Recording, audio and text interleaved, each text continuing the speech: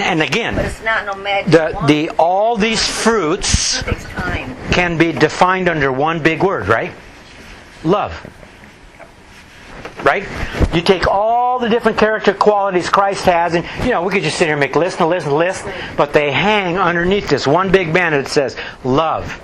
And of course, the only way that we understand or perceive love is because He is the one who exemplifies this thing that we call love. Go ahead. It's just within our nature to fear. That's why many, and I hate the analogy, but you know how you don't want to stretch an analogy too far. But sometimes God just has to get us to the place where the bottom line is, you have no choice. There's no other way out. You have to just trust in Him. Have you been there a few times? When there's absolutely no other way out. Because, we're capable of fixing a whole lot of stuff.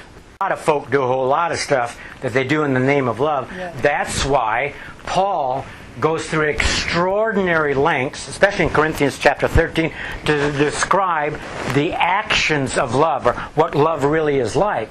And so if a person does something hateful or harmful towards someone, and it disqualifies under the term or the definition of love.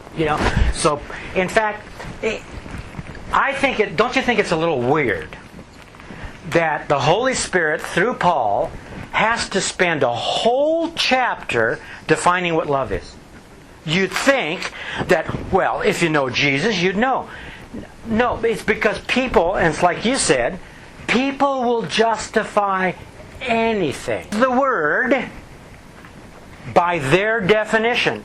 That's why Paul, the Holy Spirit through Paul, makes it real clear what love looks like.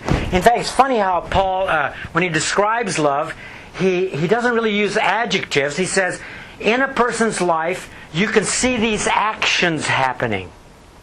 So it's just funny that God would have to spend a whole chapter making absolutely sure that people understood what love looks like. Love is a because God defines love, and ultimately, how do we know that? How God defines love? Yeah. Because God what?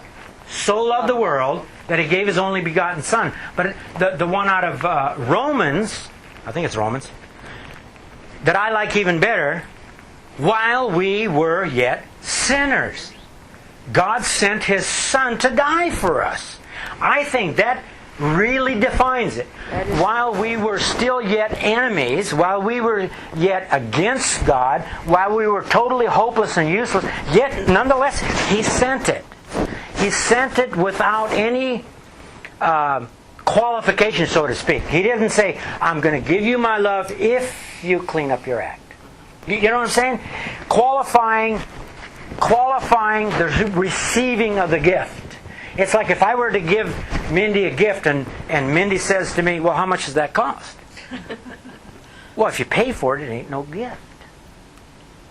But see, it's hard for us to understand love, but unless we allow the Holy Spirit to reveal to us the depths of God's love toward us, it's difficult for us to respond the same way.